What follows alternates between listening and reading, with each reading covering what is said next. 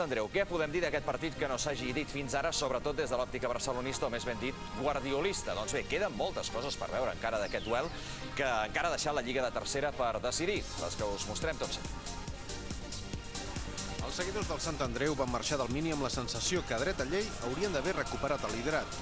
Certament, les primeres ocasions del partit van ser per als barcelonistes, com aquesta passada que Emilio Guerra no pot controlar dins l'àrea.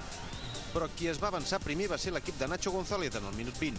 Fran Piera va recollir una pilota dins l'àrea i va connectar una rematada que va despistar del tot Oyer.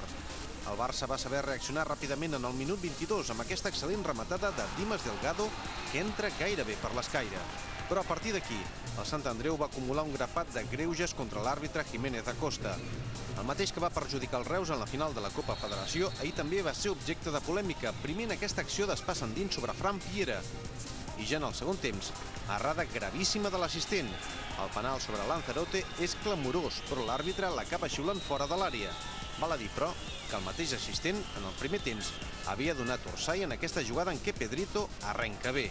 Al marge de l'àrbitre, amb tot, és just dir que Oyer Olazábal, el porter del Barça B, també va fer la seva aturant dues pilotes de Manolo Lanzarote i de Javi Lezaún, que portaven el segell de l'1-2.